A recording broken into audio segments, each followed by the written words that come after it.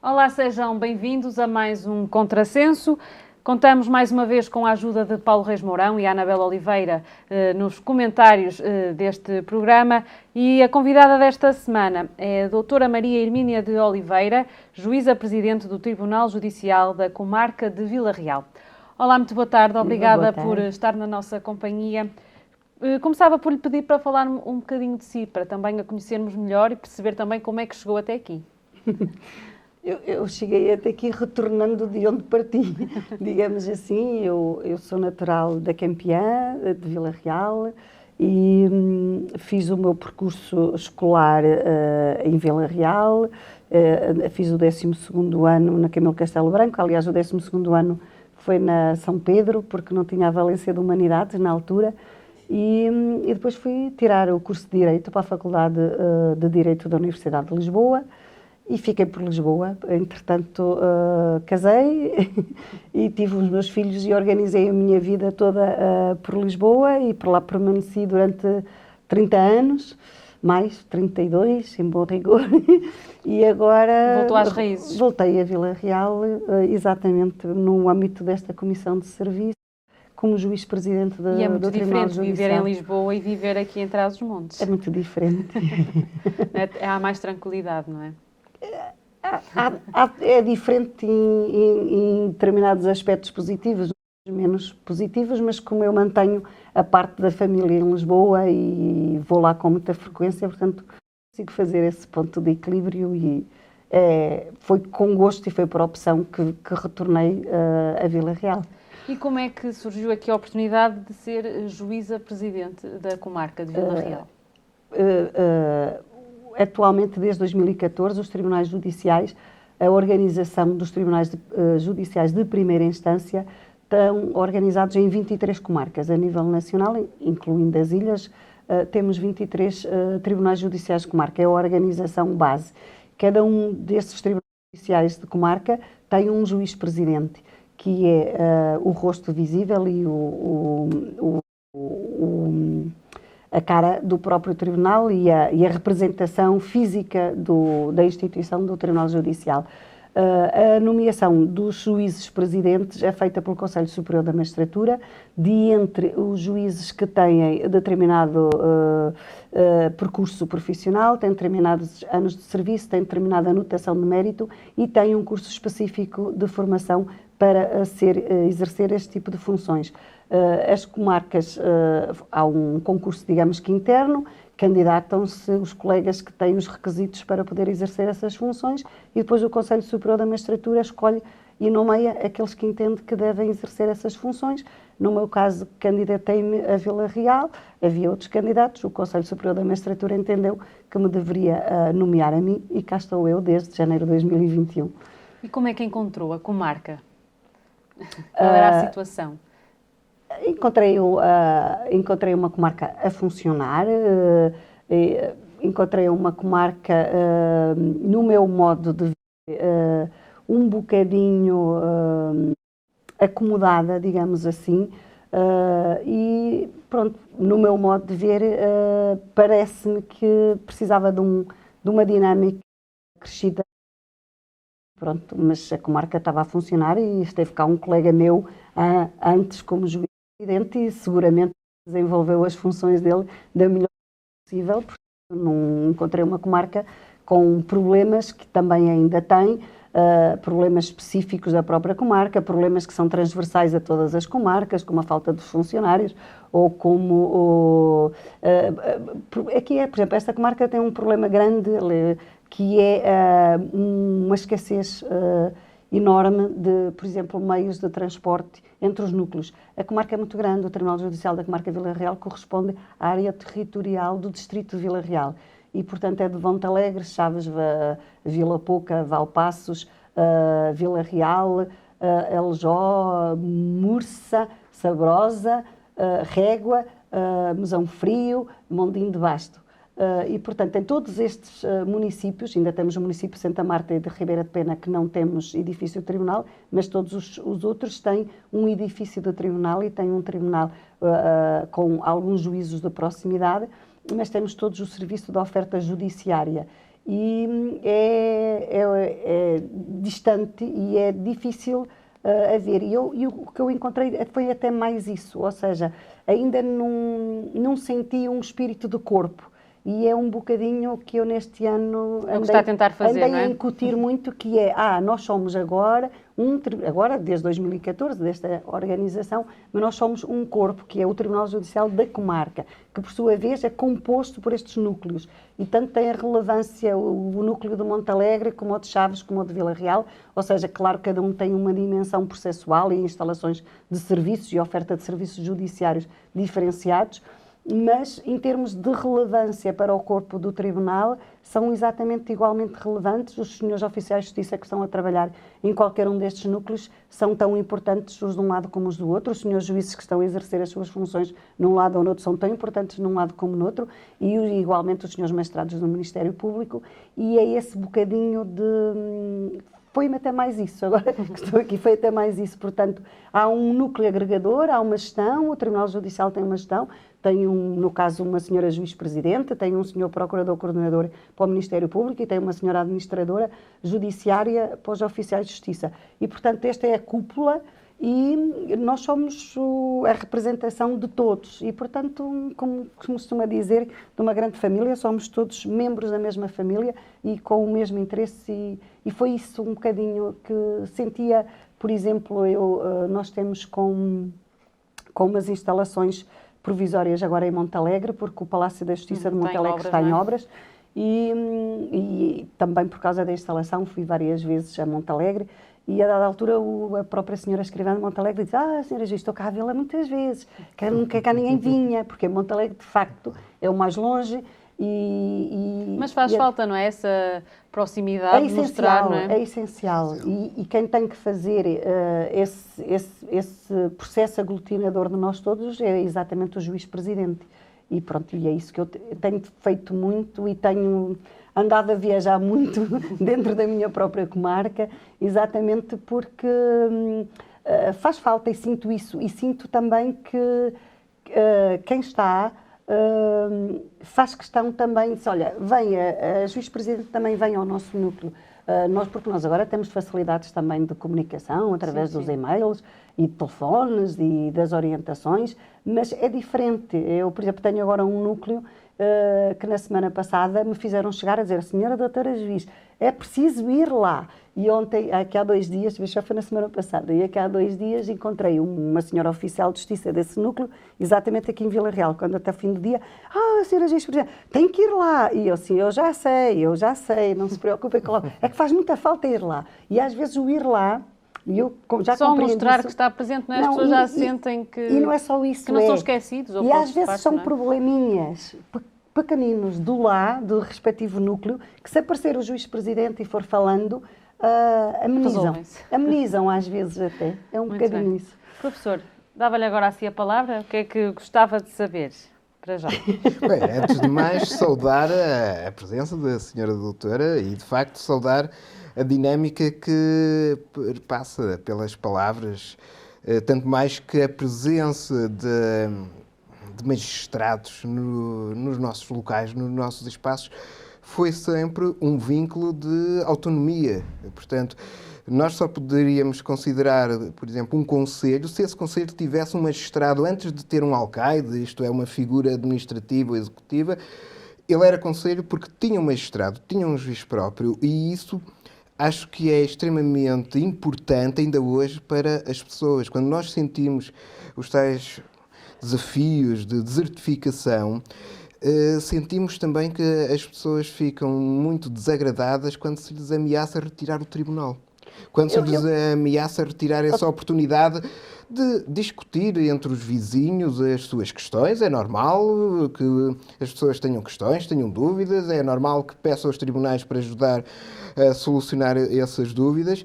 Agora, quando dizem, e como a senhora doutora referiu, vamos fechar um tribunal e vamos deslocar estas questões para 60, 70, 80 quilómetros, as pessoas sentem-se desapossadas e sentem-se, se calhar, menos cidadãs. E daí é muito importante, de facto, sentirmos que há essa proximidade, sentirmos também, pronto, isso vem da individualidade da senhora doutora, esse esforço de proximidade, que eu saúdo, porque até em termos económicos, muitas vezes falamos dos custos da morosidade da justiça, falamos da distância da justiça e temos aqui um exemplo de alguém que quer contrariar esses custos e, portanto, só posso saudar esse exemplo. Eu tenho dito a alguns senhores presidentes de municípios de Câmara com quem eu tenho contactado que às vezes é isso, devem acarinhar mesmo o serviço do tribunal, porque se repararem bem, pararem um bocadinho para pensar, é o único órgão de soberania que tem implementado no próprio território. É o único, é o Tribunal. O Tribunal é um órgão de soberania e o único órgão que tem implementado no próprio território é exatamente de soberania cá, é o Tribunal. E, portanto, às vezes o Tribunal é aquela entidade que, pronto, sabemos que se calhar é bom estar lá, mas não queremos conhecer muito bem, não queremos saber muito bem, não queremos ir lá muito, como é muito usual ser dito, e se calhar todos nós, enquanto cidadãos, temos que valorizar e proteger o próprio Tribunal, porque o Tribunal é o órgão de soberania de administração da justiça do povo e para o povo. Eu gostaria de fazer essa questão. Se nesse périplo que tem realizado pela região, inclusive pela nossa região, como é que tem encontrado as estruturas dos tribunais? Porque eu recordo-me que há mais ou menos 10 anos havia instalações provisórias do Tribunal em Vila Real que funcionavam ali na zona da Escola das Artes, em contentores. E eu recordo-me de falar com oficiais de justiça, com amigos advogados e amigos juízes que se sentiam muito depauperados por se verificarem que a justiça estava a funcionar, ainda que provisoriamente, naquelas estruturas. E gostaria de saber a opinião, como é que tem encontrado as estruturas? Já falámos que o Tribunal de Montalegre está em reparação. Não, o problema do edificado, digamos assim, do espaço, que é a Casa da Justiça, não é? O espaço onde se administra a justiça é a Casa da Justiça. E nós temos, e isso também é transversal a nível de todas as comarcas, temos, obviamente, problemas mais agravados nos sítios que noutros, mas o edificado e os Palácios da Justiça não têm tido uma valorização, e nós temos em muitos sítios problemas muito graves, e não têm tido uma valorização porque não tem havido investimento sério, quer na manutenção, quer até na criação de Palácios de Justiça novos, não é? Tirando nos grandes centros, não tem existido. Eu comecei a minha carreira como juiz exatamente em Aljó e Saborosa, agora retornados 30 anos quase, não é? Chego a Aljó e vejo Aljó, por exemplo, o edifício tal e qual onde eu estive a trabalhar. Mas até um tal e qual pior. Porque, por exemplo, agora tem lá uns aparelhos de ar-condicionados com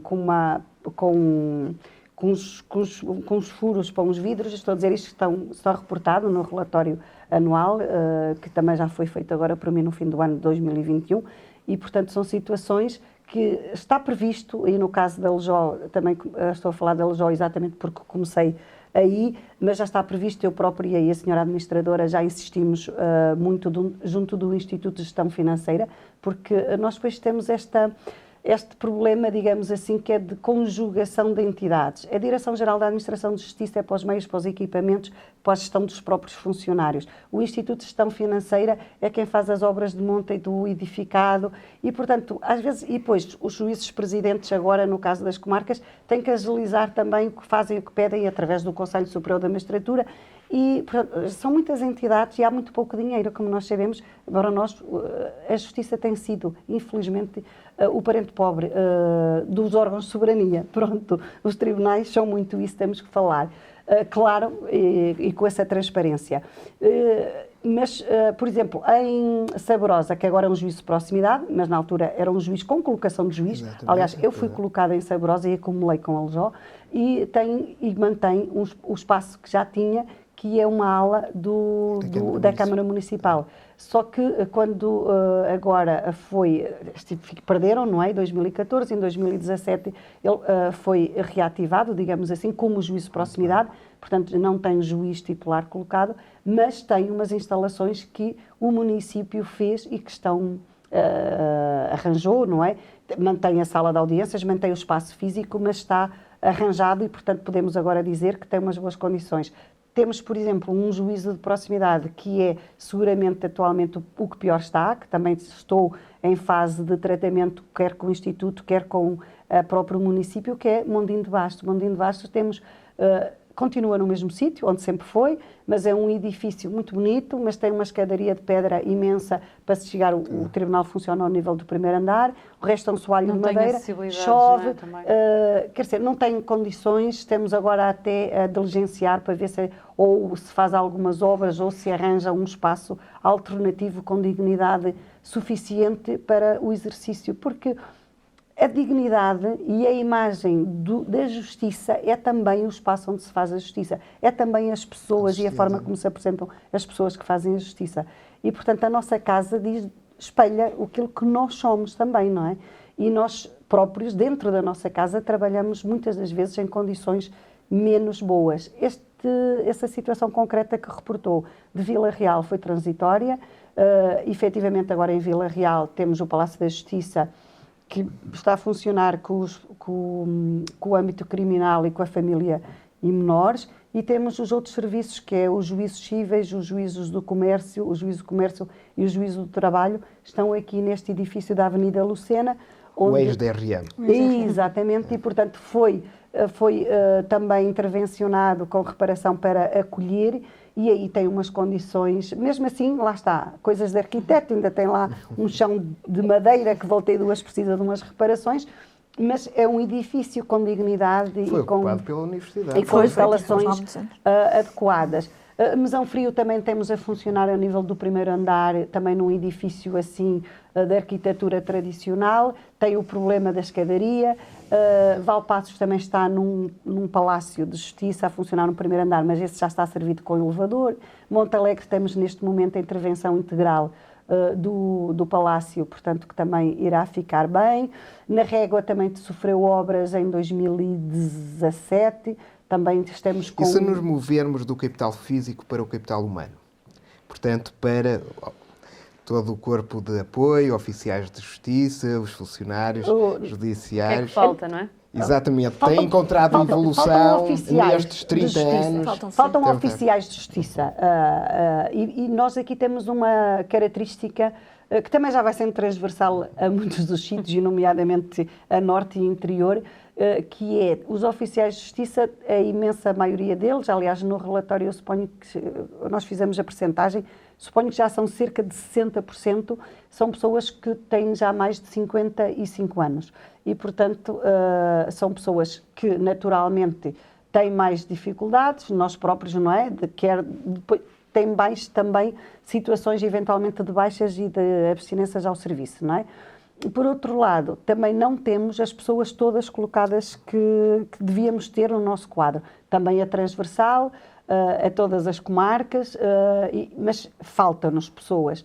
E as pessoas que temos, eu aqui, é uma das coisas que eu tenho que dizer, e já lhes disse isso a eles em reuniões várias, e digo isto publicamente e consignei isso no relatório, que é, as pessoas estão por bem, acho que precisavam de uma motivação, sentem-se motivadas, acho que também precisam, ou seja, mesmo alguma acomodação, digamos assim, é um pouco, porque pronto, foi-se fazendo assim, também ninguém nos espevitar muito, nós também vamos fazendo assim, mas se nos espevitarmos, nós também estamos alguma cá. Valorização. Nós também estamos cá para... Eu, como professor na Universidade do Minho, tenho sentido que há a carreira deles tem sido não valorizada. Que encontramos, até nos maiores de 23, ligados à justiça, e que o faziam para valorização e inclusive para continuarem na carreira.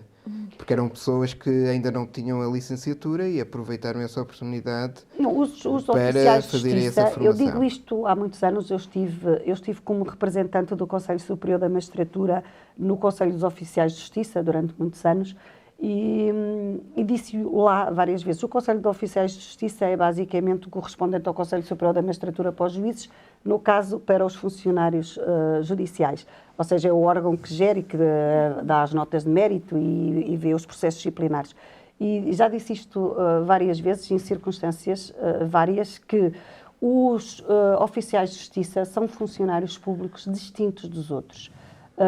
E temos que assumir isto e dizê-lo com frontalidade. Um oficial de justiça trabalha muito mais, com muita mais especificidade do que um funcionário público, sem qualquer desprimor para qualquer outro funcionário público, mas um funcionário público, por exemplo, de serviços, digamos que paralelos, que muitas vezes faz, ou conexos, que são as conservatórias, ou que são as finanças, ou que são os cartórios notariais. Tem uma especificidade de trabalho. Eles trabalham com um programa informático que inicialmente eram hábiles, agora é o sítios. Os processos são tendencialmente eletrónicos. Eles tiveram que fazer uma evolução tremenda. Que nem sempre funciona como todos querem, não é verdade? Estas pessoas que eu estou a falar, que a imensa maioria tem mais de 50 anos, começaram a trabalhar nos tribunais a escrever tudo à mão. Exatamente. O verdadeiro escrivão de direito. Portanto, o escriturário, a escrever mesmo. O juiz ditava, o magistrado ditava, escrevia. E os próprios juízes também começaram a escrever manuscrito. Não é? E, portanto, atualmente os processos, o próprio processo é um processo eletrónico, já não é um processo físico. Eles tramitam e despacham e agilizam o processo numa plataforma informática, não é? E, portanto, as pessoas tiveram que se adaptar e tiveram que ter a formação. E, muitas das vezes, a própria formação dada pelas entidades oficiais e que têm a valência de EDAR, como, por exemplo, a Direção-Geral da Administração da Justiça, não é tão rápida e não chega a tantos sítios e não chega da mesma forma e no tempo, como é normal muitas das vezes em muitas das formações, a todos, não é? E, portanto, é muito autodidata, é muito serviço de mérito próprio, é muito brio e é muita hora trabalhada para além do horário de trabalho.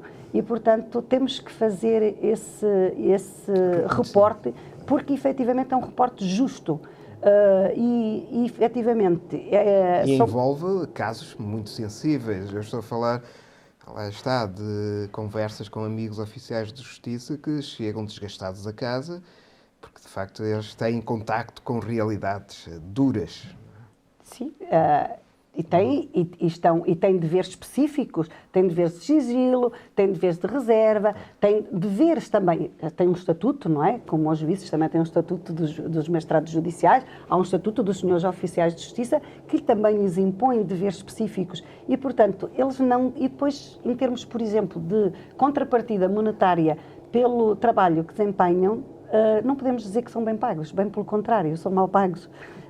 Pronto, e temos que falar claro. É para ser dito, não é? Temos que falar claro e eles, por exemplo, andam, isto é do domínio público, não é? Andam há cerca de 2 anos para fazer uma reformulação da proposta do Estatuto e pronto, e o Estatuto, eles de facto têm uma especificidade diferenciada pelo conteúdo funcional, pelas próprias responsabilidades inerentes ao seu próprio Estatuto e são, obviamente, uma peça essencial na dinâmica dos tribunais, não é? É evidente que quem decide são os senhores juízes, quem promove e quem faz investigações são os senhores procuradores, conjugados com a Polícia Judiciária, com a PSP, com a GNR, os denominados órgãos de polícia criminal, mas quem faz a tramitação do andamento do processo, das notificações, da junção dos papéis, ou seja, quem cumpre a terminação que são feitas para a tramitação processual, não é? Um processo tem um início, um desenvolvimento e um fim,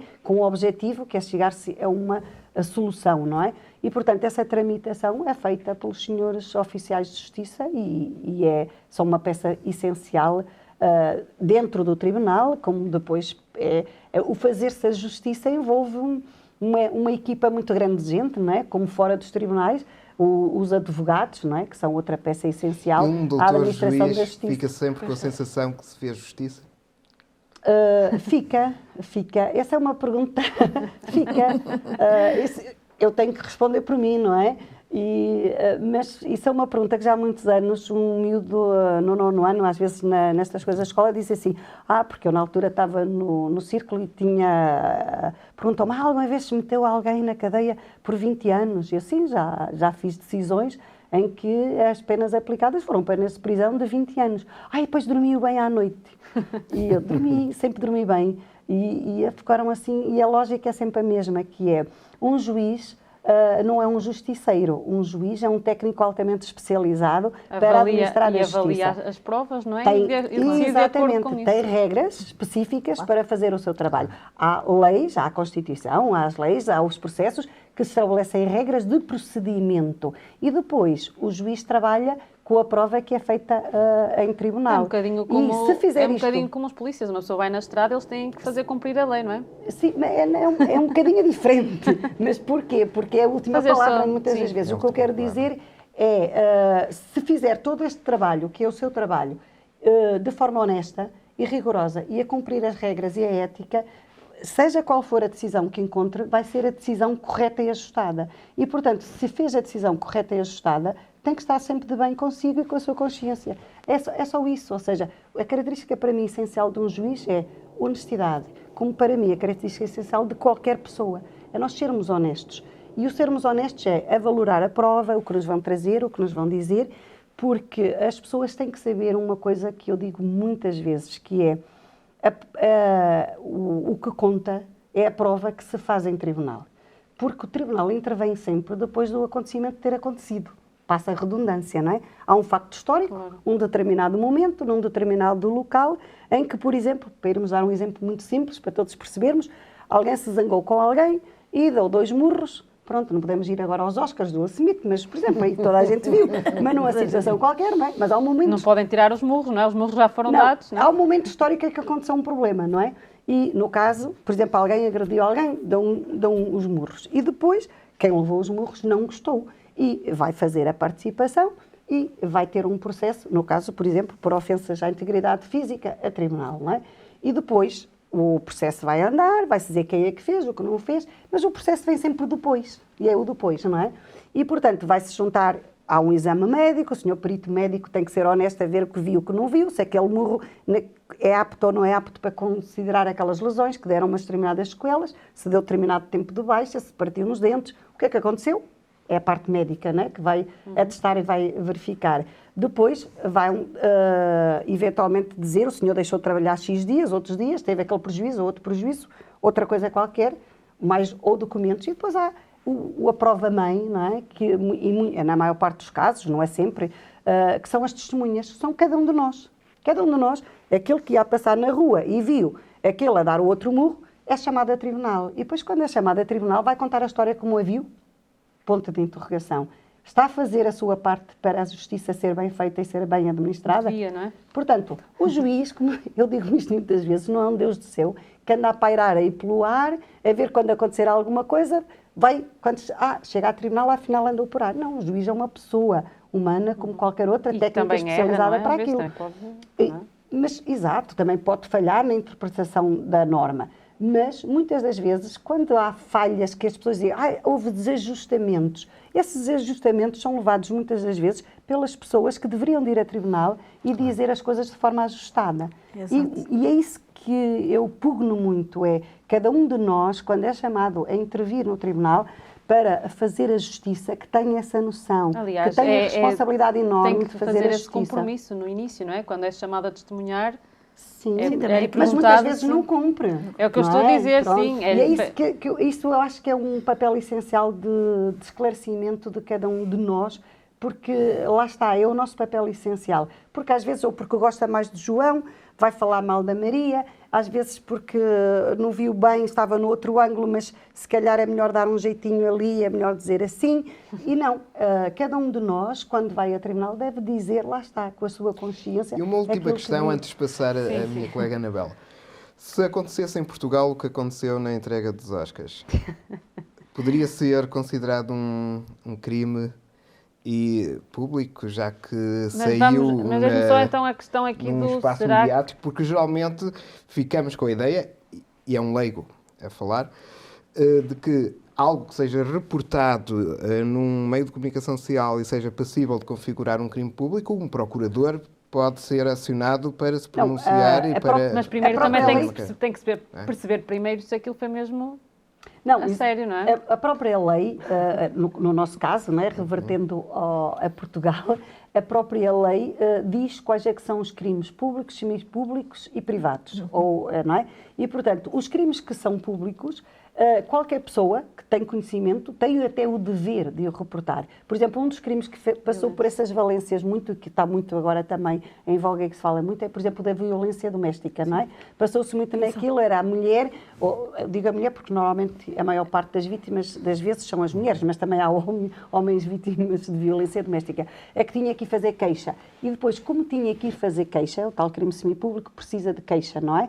E como tinha que ir fazer queixa, também pode desistir da queixa, porque o legislador entende que em face, isto tem a ver, pronto, grosso modo, para se perceber, sem ser enfadonha na parte jurídica, tem a ver com, digamos, a censurabilidade do próprio ato. E a censurabilidade do ato pode ser de tal forma grave que, por exemplo, um homicídio, quem vir alguém, não é? Vamos e denunciamos e há uma atuação de qualquer pessoa, depois através dos órgãos de polícia criminal, fica como notícia do crime. Há determinados crimes que nós podemos ver e que a lei considera que têm relevância num grau menor, digamos assim, em que precisa que o próprio titular do direito que foi ofendido vá fazer a queixa. Vai fazer a queixa e depois há o procedimento, tem prazos normais para os fazer, é o procedimento também normal e no âmbito do tribunal o processo também segue os seus normais termos. E há outros tipos de crimes ainda que são ditos da tal esfera mais pessoalizada, em que a própria pessoa tem também que deduzir a acusação. Pronto, que é, por exemplo, às vezes um crime de injúrias, em determinadas circunstâncias, se não for agravado, chamam-me aquele nome ou isso, não só vai fazer a queixa, mas depois tem que se responsabilizar pela própria acusação. E, portanto, tem a ver com a natureza do crime. Em síntese, seria em Portugal ou não? No caso de um crime, aquilo se aparentou ser um crime de ofensas à integridade física, tem que ser o próprio a fazer queixa. Se fosse um homicídio, nós todos víssemos, por exemplo, não é? Qualquer um, o facto só da notícia, a próprio Ministério Público teria logo que intervir e organizar logo um processo. Por isso é que nós às vezes ouvimos a Procuradoria-Geral da República mandou instaurar o procedimento, porque é notório e são crimes públicos. Aliás, cada um de nós os juízes, e há determinadas profissões que nós estamos obrigados a denunciar determinado tipo de situações, como as polícias, ou seja... Nós mesmo, nos códigos de ética, temos essas dever de denunciar, porque, por exemplo, agora os médicos têm um dever também, por exemplo, quando aparecem, nomeadamente as crianças, que lá está, as lesões que apresentam, aparentam que sejam maus tratos ou uma agressão, ou não foi uma queda, às vezes, porque normalmente vão sempre ao hospital, há uma queda, ou há isto ou aquilo, ou uma agressão sexual ou outra, tem também o dever de denunciar e de comunicar, pronto, tem a ver com o tipo do crime. Professora, como é que vê a justiça em Portugal? Assim, já assim a matar. Acredito na justiça em Portugal, que é uma coisa que as pessoas ouvem muito e diz-se muito, que não se acredita na justiça. Eu acredito na justiça. Vejo-a demorada, que eu acho que toda a gente vê a justiça demorada. E acabámos de ouvir. Mas vê porque houve, se calhar. Não é só porque ouço, também porque assim tudo certo balde na pele. Não, mas lá está, porque se calhar há falta de pessoal, não é? Há falta de funcionários da justiça, as próprias condições físicas, os espaços onde se trabalha, acabei de ouvir, também não há condições de trabalho em termos físicos e por isso é que as coisas demoram. Nós temos sempre a sensação, e não é só a sensação, há processos que são longos, não é? Há coisas que temos a sensação que demoram muito tempo. Mas também eu tenho a noção de que muitas vezes queremos que as coisas sejam mais rápidas, porque há toda uma ansiedade, há toda uma vontade de resolver as coisas, não é? Se calhar mais rápidas do que elas devem ser resolvidas. Mas vejo a justiça em Portugal de duas maneiras. Eu agora vou dar aqui duas realidades. Para o comum dos mortais, acredito na justiça. Agora, para aqueles casos mediáticos que nós vemos todos os dias, dos rendeiros e dos Sócrates do BES, por exemplo, não é? Eu já ia falar da corrupção. E não dessa ser o gente, tema pronto, de dos hoje, banqueiros, não. isso não acredito. Desses não acredito. Acho que tudo se vai passar, vai demorar imenso tempo, os crimes vão prescrever e não nos vai acontecer nada.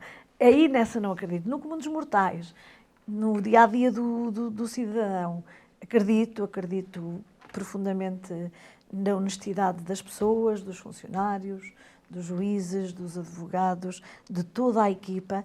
Tenho um profundo respeito por todas as pessoas. Fico muito revoltada quando vejo as condições em que vocês trabalham, nomeadamente as condições dos edifícios, que se pode dizer que é uma vergonha, que há tribunais onde chove, que há tribunais onde as coisas estão... onde há infiltrações, onde há... Enfim, isso revolta-me muito, porque considero, como a doutora diz, é uma dignidade e é preciso trabalhar com dignidade, porque a nossa casa é aquilo que nós somos. E, portanto, eu acredito, se calhar vejo um bocadinho demorada, mais do que devia. Posso dar um Pode. Eu há pouco fiz essa interrupçãozinha para dizer, vê porque se calhar houve.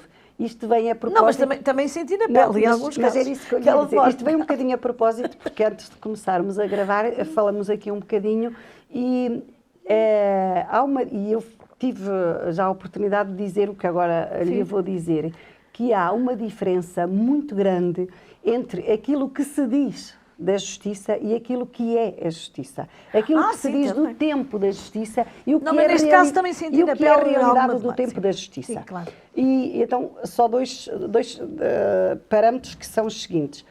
Como eu acabei de explicar há pouco, há um processo. Isto é, como nós estamos a fazer um processo. Um processo tem um contraditório, tem sempre no mínimo duas partes, ou o Estado na parte criminal, o Estado Sim, e o arguido, não é? Ou numa parte civil, duas partes ou três, mas no mínimo tem sempre alguém que está, ou o Estado que está a impor que se cumpra os padrões de vivência em comunidade, não é?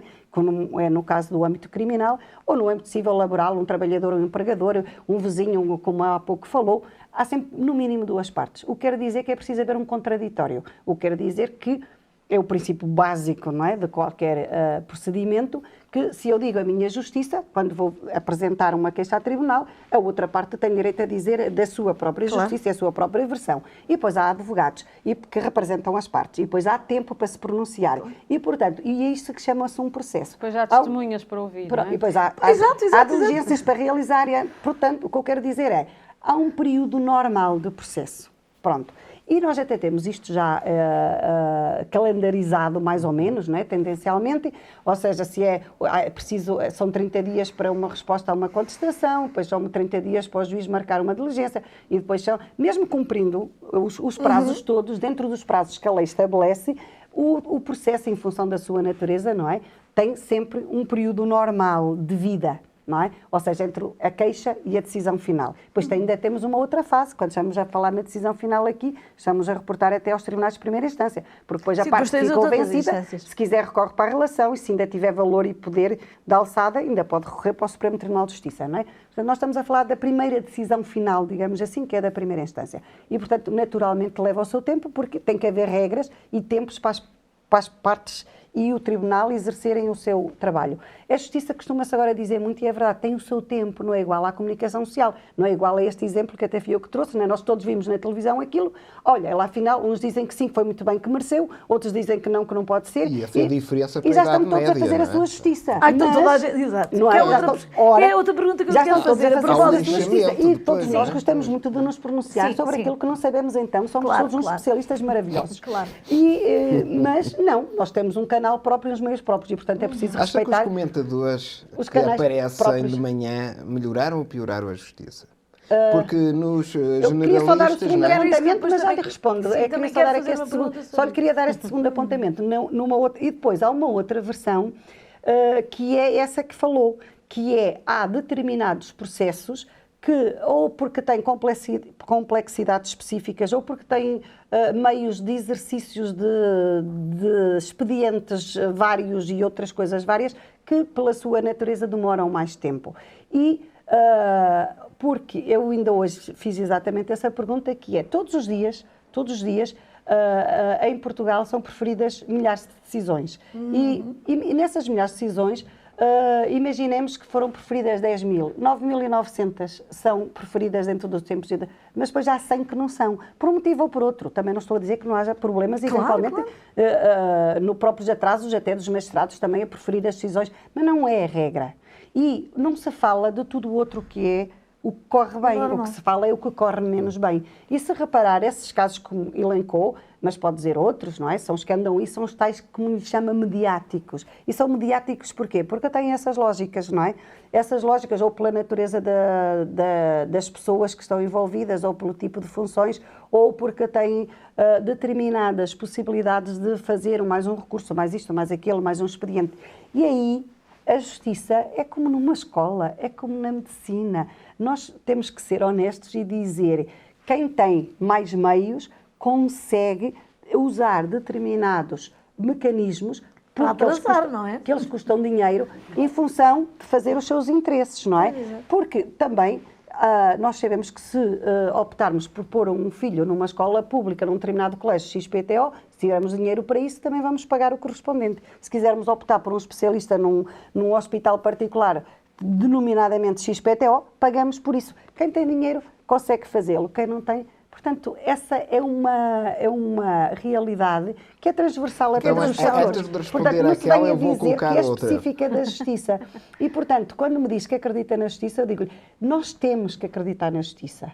Temos. Eu acredito. Porque senão não valia a pena ela também É existir, não é? justiça. Chama-se Estado de Direito. É Aquilo o em Estado que de Direito, vivemos. claro. E, porque, repare, senão, então vamos acreditar em quem? Em quem vai dar bitites, os tais comentadores, ou isto ou aquilo. Pois era isso que eu queria fazer essa pergunta. Muitas das vezes nós ouvimos pessoas, eu às vezes estou em casa e estou a ouvir supostamente pessoas que estão a comentar coisas e estão a dizer disparates, não sabem do que estão a falar. Ou seja, nós sabemos o que é um processo, nós sabemos o que é... Sim, mas está a dizer o quê? É errado. Muitas das vezes o que estão a dizer é errado. E é isso que eu digo, muitas das vezes é qual é a ideia que se tem da justiça, a ideia que se transmite e, às vezes, que se quer transmitir da justiça. Porque se nós formos ver os relatórios oficiais, por exemplo, os da OCDE, a justiça civil em Portugal é uma das 3 melhores a nível dos países da OCDE. Em termos de tempo, de tratamento, já não para falar até de qualidade. Isto não sou eu que estou a inventar, são os relatórios oficiais. E, portanto, Já respondeu a questão temos que falar nisso. dos comentadores e eu agora colocava só uma antes da Anabela. É mais provável um advogado mais caro ganhar mais processos do que um advogado mais barato? O dinheiro acho que não paga a argumentação. Eu não queria muito... É uma questão estatística. Não, é uma pessoa que trabalha com estatísticas a perguntar. O que eu lhe vou dizer, eu vou-lhe responder desta forma. Nem sempre quem tem mais fama é quem faz melhor o seu trabalho. E voltando àquela questão que deu aqui há vezes, pouco do hospital, do privado, nem sempre o médico muitas mais das caro... vezes é pior, não é? Às vezes é pior. Muitas das vezes... como é que eu ia dizer isto? Muitas das vezes divulga-se uma... Porque o advogado é um profissional liberal e tem que desenvolver a sua atividade, não é? E, portanto, tem que, obviamente, também ser ressarcido pelos seus trabalhos e tem que receber os seus honorários, não é? Muitas anedotas dentro da profissão e há uma que eu partilho com os colegas da Escola de Direito, que é os advogados vestem-se sempre muito melhor do que os professores de Direito. À conta disso, serem profissionais liberais. Bem, nós também temos que falar, há tudo. Por exemplo, mas as turmas de Direito, curiosamente, independentemente de estarmos na Universidade de Minho, na Universidade de Porto, na Universidade de Coimbra, são sempre aquelas mais fashionables dentro dos vários cursos. Mas é natural. Mas isso, repare, para mim, por exemplo, isso não tem... Não se compara uma turma de Direito com a de Economia em termos de... Talvez, pronto, mas isso, por exemplo, isso para mim não vale nada. Ou seja, para mim é... Para mim também não. Tecnicamente, eu quando lido com um senhor advogado, tecnicamente este senhor advogado está a fazer um bom trabalho dentro daquilo que é o pressuposto do tipo de processo que está a tratar e dos interesses do cliente que está a representar. Isto é que é um bom advogado. Se ele traz umas calças de marca ou umas calças de ganga normais, é-me irrelevante, completamente irrelevante. A questão há como em todas as profissões, não é? Senhores advogados que têm um rigor exemplar e ético e deontológico e que se esmeram e depois, claro, eles também precisam de trabalhar e de receber os seus honorários e de ser pagos pelos seus serviços, e há outros que são menos rigorosos nesses cumprimentos. Como em todas as profissões. Que lhe posso eu dizer? O que nós costumamos dizer é a responsabilidade, e é isso que às vezes as partes também têm que ser a noção, as partes são os titulares dos interesses que vão discutir ou dos direitos que vão discutir a tribunal. E, portanto, são elas que escolhem, a não ser que vão para o regime do apoio judiciário, mas são elas que escolhem o seu próprio advogado. Portanto, é como eu, se eu quiser escolher aquele médico, se errei num médico, fui eu que o escolhi, a não vale a responsabilidade pena é ter o minha. Cristiano Ronaldo na nossa equipe. Não. Não, se ele jogar bem, vale. Professora, qual era a questão? Eu tinha duas questões, uma mais técnica e que tem a ver precisamente com a questão dos comentadores e da comunicação social. Olha, que é comentadora, não falou contra si. Não é isso.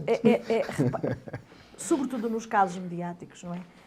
Até que ponto, e estamos numa sociedade democrática e obviamente as pessoas querem saber das coisas. E bem. Mas eu pessoalmente acho que há, e estamos num jornal, não é? Estamos num sítio de comunicação social, mas eu pessoalmente acho que há uma interferência que acho que é demasiada da comunicação social em determinados casos mediáticos. Acho que a certa altura se dá demasiada atenção. Querem entrar demais nos tribunais, querem entrar... Acho que... Será que o juiz os tribunais é influenciado será que isso não irá influenciar os advogados, influenciar os juízes? Quer dizer, acho que há todo vai sempre influenciar a opinião pública. Vai sempre influenciar a opinião pública. E vai sempre influenciar o cidadão que não percebe, fica com uma convicção que é aquela que se quer transmitir que seja a correta. Sobretudo, e por isso é que às vezes quando o tribunal decide de uma forma completamente diferente da que, entre aspas, andou a distribuir antes, o problema é de quem? É do juiz, que é tolo. E depois há outra coisa. Mas o juiz decidiu em função do que está no processo, é a obrigação dele. E inevitavelmente vai também marcar a imagem das pessoas que são implicadas. Pode estragar a imagem de uma pessoa que está inocente, por exemplo. Claro. E que durante muito tempo pode ser considerada E há determinado tipo de processos que causam muito estigma. Causa muito estigma. O que eu estou a dizer, eu acho que há... fica sempre com aquela... E é isso que eu gostaria de ouvir sobre isso. Quer dizer, até que ponto a demasiada interferência, não, quer dizer, se calhar deveria haver um bocadinho um muro ali entre, a certa altura, não haver mais interferência. Bem, aqui estamos a falar aí num triângulo que é... Num triângulo complicado. É um triângulo que eu estou a falar que é... a justiça é e tem de ser transparente. É e tem de ser transparente. É e tem de ser aberta no sentido de as pessoas têm efetivamente o direito, todos nós temos efetivamente o direito de saber como é que é os pressupostos da realização da justiça, quais são os meios, quais são os caminhos. Outra coisa diferente é a comunicação social também é um poder, dever muito importante numa organização democrática, num Estado de Direito democrático como nós temos, que é o tal direito-dever de informação. E também tem que fazer o seu trabalho de uma forma rigorosa. Muitas das vezes o que acontece, e aí os processos, por regra, a partir de determinada fase, são públicos. São públicos quer dizer isto, mesmo que as pessoas podem saber. E qual é a forma de saber? É quando há o julgamento, as salas ainda... Sim, claro. As portas das audiências de julgamento estão abertas. Se quiser ir lá, identifica-se. Agora houve limitações maiores das entradas por causa dos problemas da pandemia, mas as pessoas nos processos, a regra geral dos processos judiciais e das audiências, como disse, é mesmo a audiência pública de discussão e julgamento. E, portanto, pode ir, vê a dinâmica e fica com a sua percepção e sabe o que se está efetivamente a tratar. Outra coisa é o que se quer, às vezes, transmitir e muitas das vezes quer-se veicular através da comunicação social determinados interesses e valências e posições e que se visa o quê? Visa-se levar à imagem ou para ilibar ou para incriminar situações e por isso fala-se muitas das vezes que o que está em discussão nem sequer nós que vamos ao processo esteve em tempo algum no processo. Portanto, sim, é aquilo que se chama as fake news, não é? Ou as notícias falsas. Agora, é evidente, nós, quer dizer, também não podemos ser ingênuos, não é?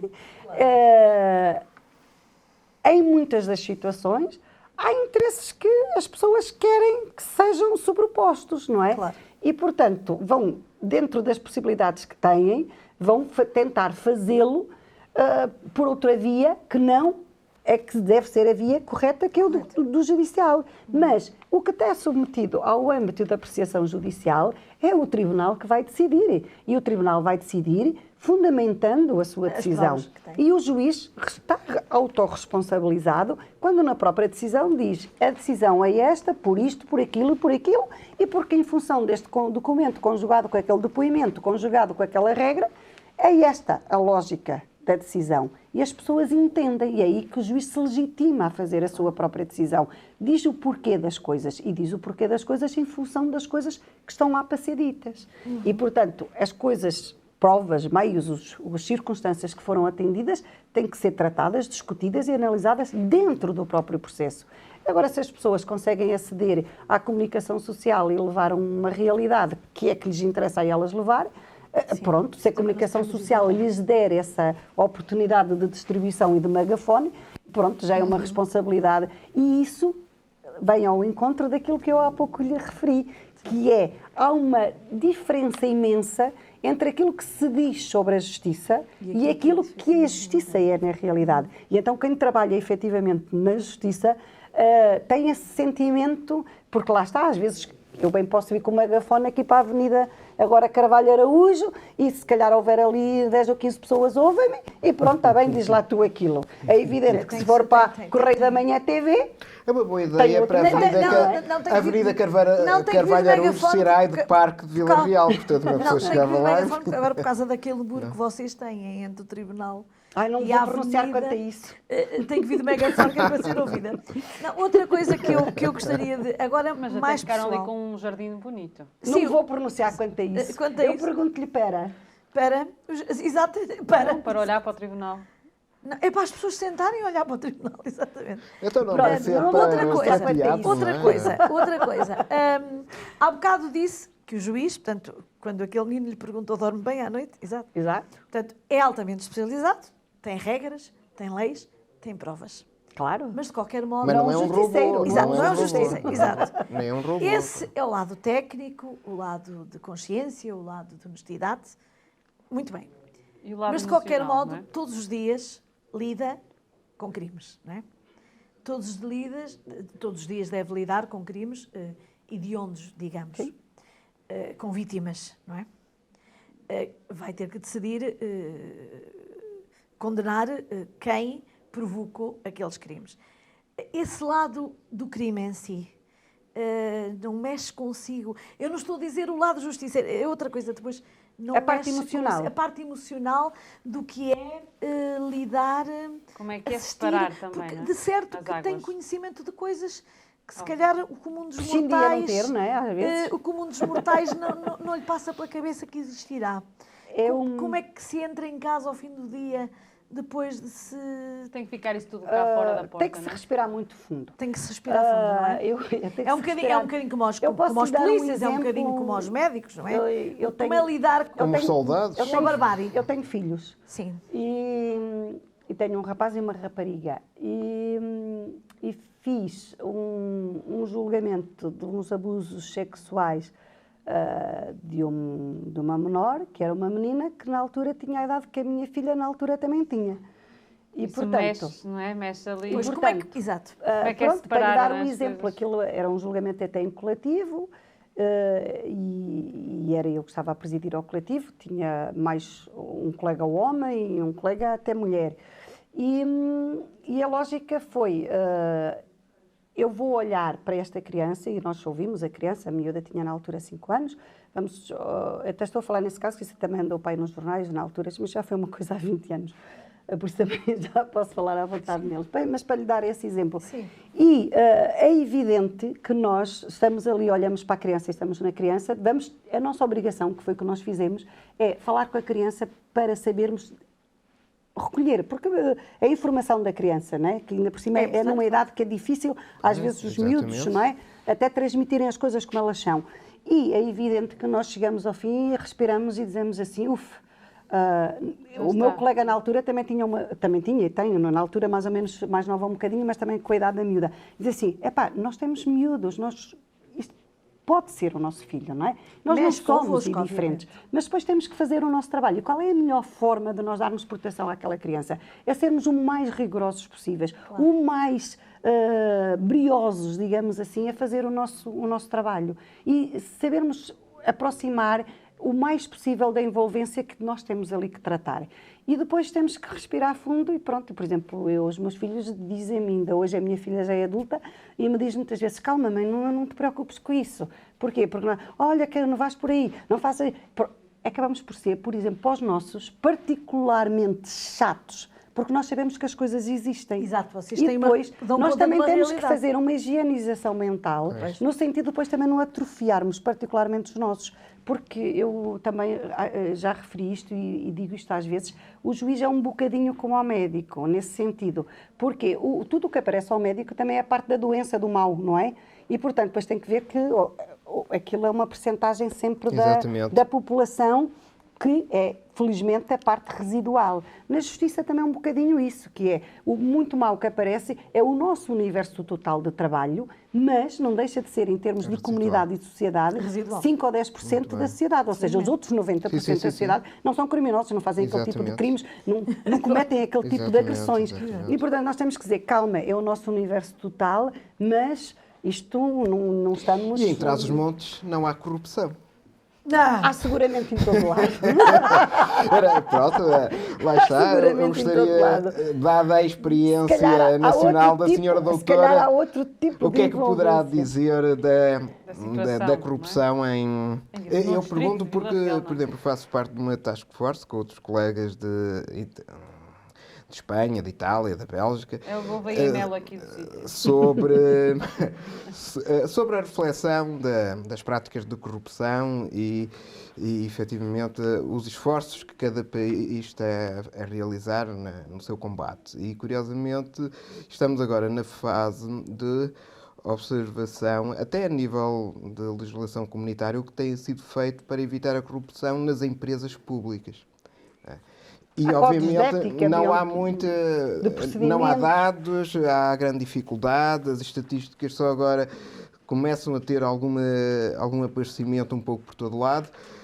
E eu recordo-me que, numa fase premonitória, estava a conversar com colegas e eles referiam-me que, curiosamente, podemos pensar que os casos de corrupção maiores ou mais significativos são os mais mediáticos e aí estaremos só a olhar para a ponta do iceberg, porque a maioria dos casos, e se somarmos os valores envolvidos, tornam-se muito mais significativos os casos não mediáticos que envolvem práticas de corrupção.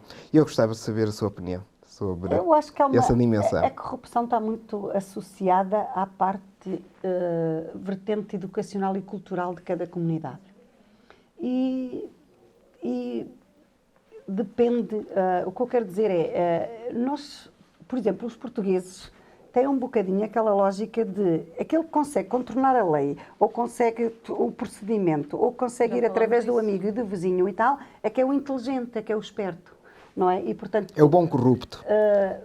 O que tira lá e faz cá. Enquanto nós valorizarmos que quem consegue fazer esse esquema colateral ou lateral é que é o inteligente, também a própria comunidade enquanto tal e a sociedade enquanto tal não vai ter o cuidado e o reforço, até muitas das vezes, de não integrar essas práticas.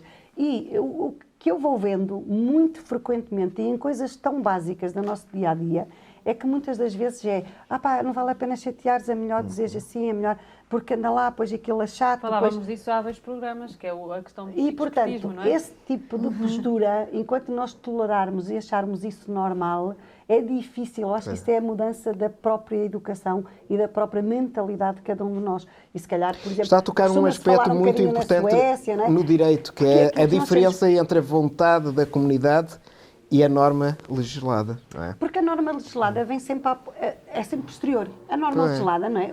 A norma vem sempre o comportamento acaba por se formar. Quando se fala Em da todas as violência circunstâncias. doméstica, dos espetáculos que agora são considerados barbáries e antes eram considerados O normais, fenómeno social acontece Exatamente, e depois não é? é preciso regulá-lo de uma forma ou de outra. E o legislador entende que é um fenómeno social que não precisa de regulamentação e o fenómeno social naturalmente desenvolve-se, não é? Ou entende que é um fenómeno social que pode ter efeitos perversos por isto ou por aquilo, ou porque atinge os direitos de uns ou de outros, ou a integridade da vida de cada um de nós, ou psíquica, ou psicológica, ou porque afeta já regras mínimas de fundamentação de uma determinada organização económica e social, tem que regular. A regulação vem sempre depois do comportamento e da existência das circunstâncias comportamentais. E é evidente que quando a norma surge para um determinado contexto, os contextos também tecnológicos e de evolução das próprias sociedades vão mudando e depois a norma tem que se ir adaptando, mas a norma vai sempre atrás. Portanto, o comportamento de base tem que ser sempre a moral e a ética nestas situações. E se para nós, enquanto comunidade, entendermos que tanto faz ir pela esquerda como ir pela direita, o que importa é chegar àquele determinado sítio e se nós tivermos lá alguém que nos ajuda a pôr uma escadinha para subir mais rapidamente, somos mais inteligentes do que o outro vizinho do lado, pronto, enquanto a ideia for O povo essa, brasileiro tem aquela difícil, expressão não é? medonha que rouba, mas faz, não é? Eles já sabem que o político rouba, Sim, só que há eles têm- diferença eles entre têm o que uma faz atitude e o que ainda não mais à faz. vontade em relação à Agora, corrupção lá do que está, Eu e acho. para sintetizar Mas há níveis- o argumento económico, onde há corrupção, há sempre mais despesa pública, há sempre mais ineficiência, há sempre mais atraso de Não, há sempre desenvolvimento económico. Não é? há sempre Agora, se uma isso ruína é ou não é interna da própria percebido... coesão social. Bem. Porque quando se fala nesses fatores, o que leva é eu não faço porque ou tenho medo ou porque não tenho oportunidade. E se calhar muitas das vezes não é, eu não faço porque acho que não devo. E até perante as circunstâncias, se calhar até devo trazer à colação. E porquê é que não se traz à colação? Porque quem trouxer à colação um fenómeno disruptivo é sempre o sancionado. E, portanto, é difícil que mais não seja sancionado em termos sociais. O vizinho não vai gostar que o vizinho do lado lhe vá dizer que ele está a fazer um muro em cima de um monumento que não deve fazer porque se o Presidente da Câmara não viu, ele conseguiu fazer, o que é que o vizinho tem a ver com isso? Pronto.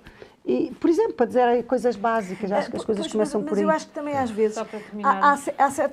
há certas situações de certas instituições, por exemplo, que levam a que se calhar as pessoas também tenham a tendência para...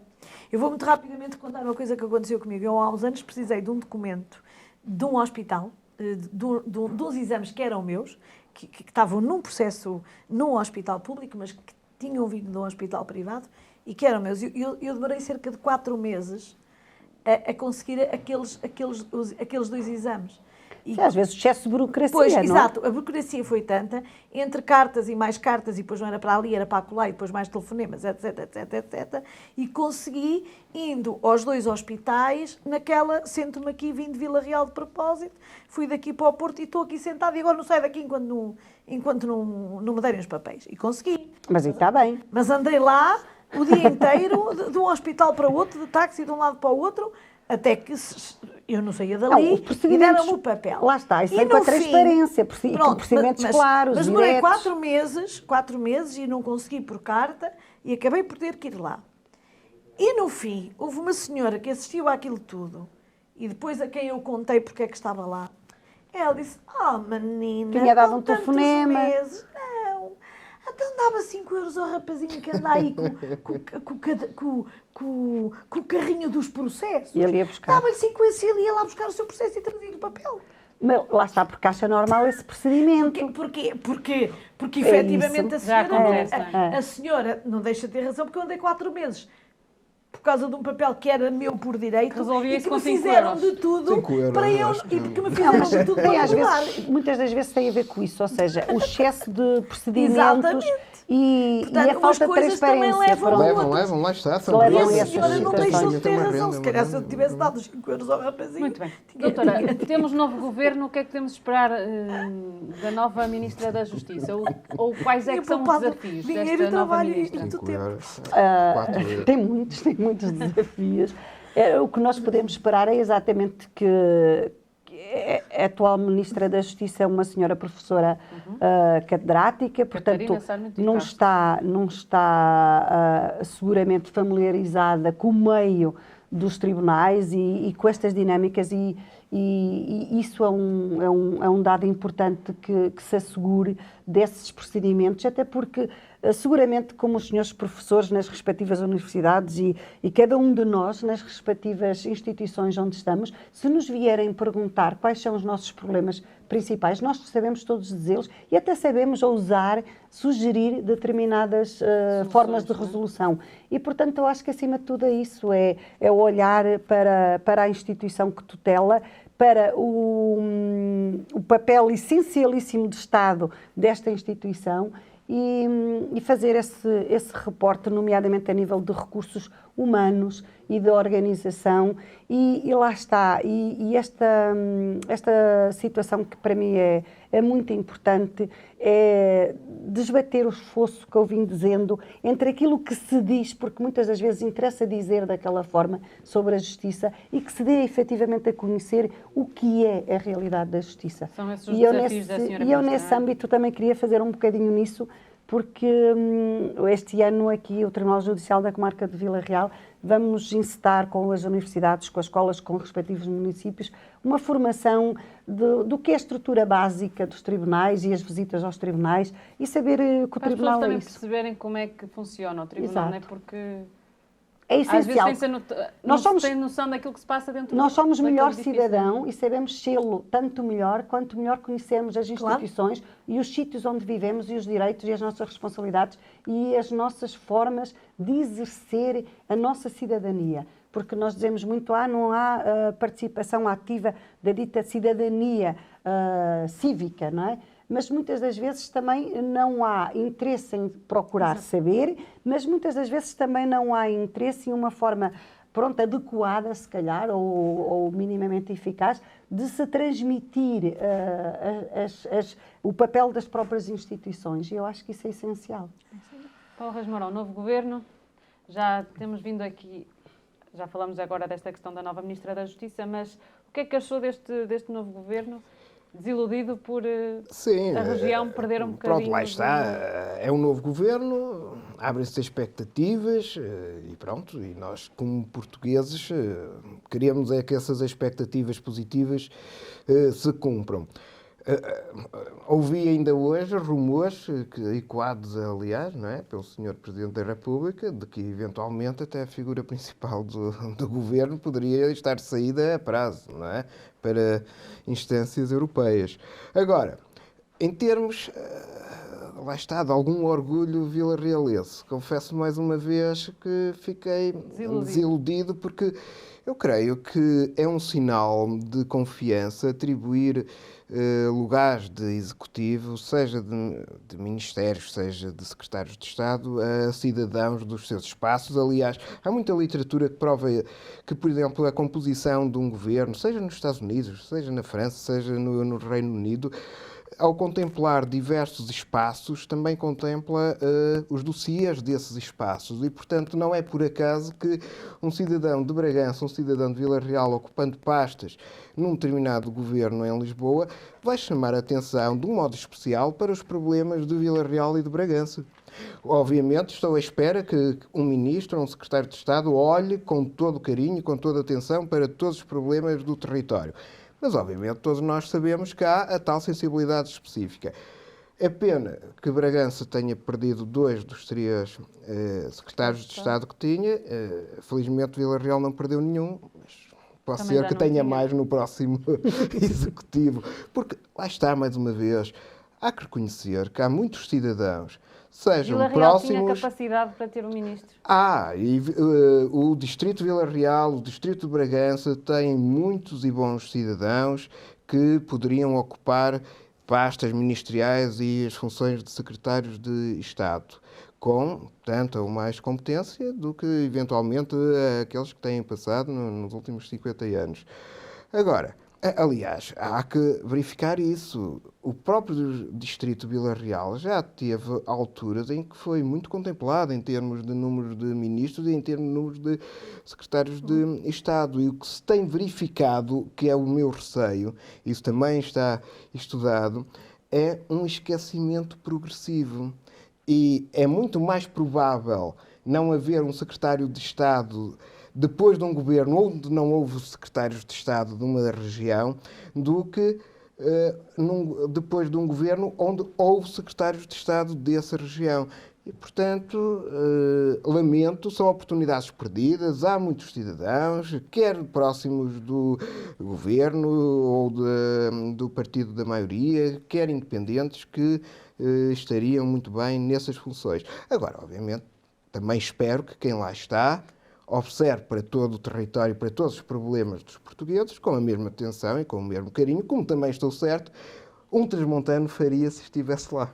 A senhora nota que é um governo muito feito à base de Lisboa? Não sei, talvez não. Não pensei nessa questão, Noto, até tem mais senhoras como ministras. Fico contente por 3 razões. Primeiro, porque é um governo que tem muito mais mulheres. Portanto, eu acho que é o primeiro governo que nós temos que tem tantas mulheres ministras e secretárias de Estado. Portanto, eu acho que é um bom sinal, uma grande evolução. Muito bom sinal. Depois, também fico contente porque é um governo que tem muitos jovens, tanto jovens ministros como jovens secretários de Estado. Há um determinado secretário de Estado que merece já falo, uma atenção especial, não é? Não concordo muito aqui com o Paulo em relação a Vila Real. Acho que a única pessoa que eu estou a ver aqui em Vila Real competente para ter um cargo, talvez como secretário de Estado, chama-se Paulo Reis Mourão. Não estou a ver mais ninguém. Ainda vai chegar. Há outro cidadão muito mais próximo. E há outros cidadãos muito mais prováveis. Este governo tem um secretário de Estado Pronto, engraçado, estamos a ter esta conversa aqui com uma juíza que tenho que eu aposto, é um secretário de Estado da Justiça, que já esteve ligado aos sítios, foi um dos criadores dos sítios, por acaso é meu sobrinho, e que aposto efetivamente... Uma declaração de interesses. Mas também posso dizer que foi como Marcelo Rebelo de Sousa, eu só sou pela comunicação social, apesar de ser tia. Pelos vistos, os pais dele só souberam na véspera. Acho que há todo um segredismo, não é? Para não haver fugas de informação. Pronto, aposto precisamente nessa juventude. Eu acho que nessa vontade de agilizar, porque o meu sobrinho sempre teve ligado... Eu aposto na continuidade do Dr. Ivo Oliveira, mas é comum, no caso também do meu sobrinho, próximos ele sempre teve ligado a estas do questões da agilização das plataformas, das coisas. Ele era diretor desta plataforma ligada ao território, essa coisa, e portanto, e ele sempre esteve ligado também a outra, ao Ministério da Justiça, e portanto esta agilização e estas coisas, aposto, evidente, um carinho especial por ser meu sobrinho também, mas independentemente disso, o terceiro motivo é esse. O primeiro motivo é ser mulheres, o segundo motivo é serem jovens, porque são realmente muito jovens. Não pensei muito na questão, mas há muitos que não são propriamente de Lisboa. O terceiro é ser um governo mais reduzido, não é? É ser um governo mais reduzido. Agora, a questão de ser de fora de Lisboa ou não, não me preocupa tanto assim. Não quer dizer que as pessoas lá não pensem no interior ou não pensem no norte. Isso não quer dizer nada. Eu costumo dizer, da mesma maneira que o facto, isso pode não ser muito significativo, da mesma maneira que muitas regiões do norte e do interior têm deputados, os seus próprios deputados estão lá e não defendem os interesses das terras que representam, que nós sabemos isso muitas vezes também, não é? Os Vila Real defendem. Sim, estou a dizer que não defendam. Mas quer dizer, estas questões podem não ser esse o problema. Aliás, não sei, o meu sobrinho nasceu em Coimbra, há outros secretários de Estado lá que são de Leiria. Sei lá, eu acho que não são todos de Lisboa. Mas, de qualquer modo, é assim, o que eu fico contente é por haver mais mulheres e haver muitos jovens, e eu acho que isso é uma prova de alguma sangue novo, de agilização das coisas. Talvez seja um bom sinal. Talvez seja um bom sinal. Vamos ver. Vamos ver, não é? Vamos ver. Doutora, pedir então que destacasse a notícia da edição desta semana. A notícia que eu destaco é esta, que também parece que é mais destacada na vossa primeira página, que é exatamente esta das profissões em riscos de extinção. E porquê é que destaco esta? Porque é exatamente um retrato da mudança da nossa organização social e das necessidades que nós temos sempre de nos ir adaptando às circunstâncias que temos e aos tempos que vivemos. E, portanto, acaba por ser o reflexo da continuidade de nós enquanto espécie, enquanto ser humano integrado numa determinada comunidade e quanto necessário ter uma utilidade da nossa própria desempenho, não só para desenvolvimento da nossa pessoa, como das capacidades que devemos pôr também em prol da comunidade e do encaixe e desenvolvimento da comunidade da sociedade enquanto tal.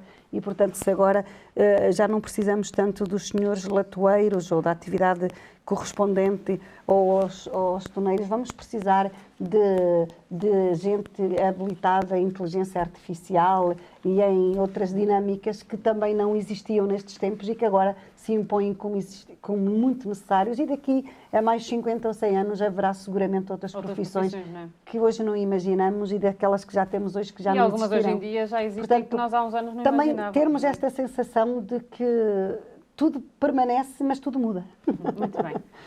Professor Paulo. Bem, uma sugestão muito rápida antes da principal, o Guia Autárquico de 2022, portanto, mais um esforço notável da Voz Trás-os-Montes em dar toda essa informação à região. Agora, o meu destaque vai para um assunto grave, quer na página, quer na primeira, quer na última, há acidentes rodoviários e sérios. Curiosamente, até fiquei surpreendido hoje a ver, porque eu conhecia o senhor sinistrado aqui em Vila Real e era o senhor Crubinho, e na realidade acho que todos devem refletir. Nós somos condutores, somos peões. E, efetivamente, já houve quem chamasse uma guerra civil em Portugal a sinistralidade rodoviária. E todos temos uma responsabilidade especial, quer na qualidade de condutores, quer na qualidade de peões, mas também quer na qualidade de organizadores do espaço público e rodoviário.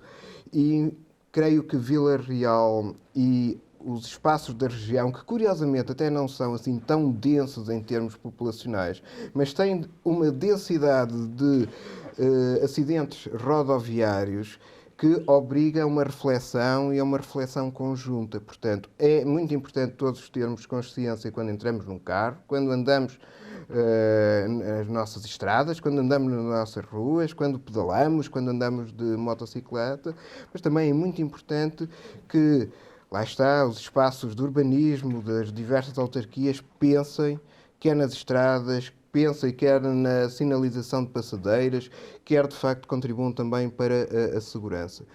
Porque efetivamente são notícias que eu não gostaria de salientar, mas que esta semana particularmente. E não deve ser, não deve ser. As pessoas são feitas para continuar a usufruir da sua vida e não para encontrarem numa curva mal dada. Muito bem. Professora, qual é a notícia que destaca? Eu, para amenizar as coisas, não é? Para não falarmos só em desgraças, escolhi aqui a notícia de Mirandela, da vovó Viral, que foi eternizada no mural na terra dela, portanto, a Dona Aduzinda, que nós sabemos que o neto resolveu, ao longo destes presentear-nos com alguns vídeos. Presentear-nos com os vídeos da sua avó, da sua inocência, da sua maneira de falar, tão engraçada, de modo como ela viu o mundo. E há vídeo dessa notícia. E há vídeo dessa notícia. Costumam ser os vídeos mais vistos na Voz Trás-os-Montes, aliás. Com a sua linguagem muito própria, com a sua candura, acaba por entra através das redes sociais na casa de todos nós, e é um bocadinho a avó de toda a gente, e alguém resolve, portanto, o ela estar no mural, também que é representativo agora desta arte urbana, que homenageia O mural os era uma boa seus. ideia para o muro em frente ao tribunal, não achas? Sim, O quê? mural. Fazer olha, por grafite. acaso, bom em frente do tribunal, por lá alguém, exatamente. E é muito engraçado que ela, a certa altura. Vamos falar o Paulo Reis Mourão. Exato, a certa altura ela diz. Não dei ideias, ela que ainda diz aparece lá. que ela, com os seus 96 anos, diz que. Foi lá para lhe tirarem uma fotografia e depois ela diz: eu sou esta, assim ponto tão grande, que olhos tão grandes, que boca grande e o nariz tão bem, e o nariz também, eu tenho tudo pequenino. É uma delícia ouvir esta senhora, como outras coisas que ela diz aqui também. Que não vale a pena dizer. Que não vale a pena dizer, e é muito giro, porque no fundo.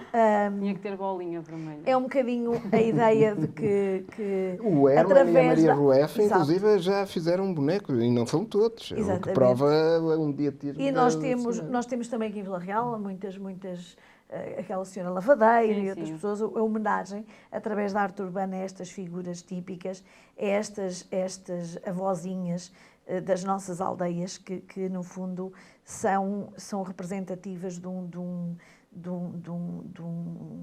Da alma do mundo que povo. está a terminar, de um mundo bonito e que felizmente neste caso ela teve um neto que nos deixa E a atitude é bonita. e um a atitude é neto bonita, e um uma neto avó. e portanto é E sempre terminamos louvar assim com termos cultura, isso. não é? E terminamos com esta cultura, com esta Muito avó bem. querida e com este ar de esperança e de justiça, de certo modo, que é uma justiça bonita. E gostei muito de eu ouvir. Não queres falar do seu livro, não é? Tem Hã? um livro que Eu tenho um escreveu livro. durante a pandemia, não foi? Eu não escrevi nada durante a pandemia. Foi aquele blog no Facebook, não é? Que tem com uma colega sua. Não, mas não é nenhuma avó. Fica para, Pronto, mas fica da fica, próxima. fica É que eu para outro fiquei muito programa. Estás a ter surpreendido. comigo. Fiquei muito surpreendido a ver. Está de parabéns também. O quê? Eu- Mas isso não é um blog? isso fica para outros, Isso Isso é um outros projeto programas. de poesia. É, mas surpreendeu-me Falamos durante isso esta depois no semana. programa. São outros 500 teres que comigo. costuma dizer. Sim, Muito eu gostei obrigada. muito obrigada. Muito obrigada aos três por estarem connosco no Contrassenso. O Contrassenso que volta na próxima semana com um novo convidado e novos temas em debate. Até lá, fique bem.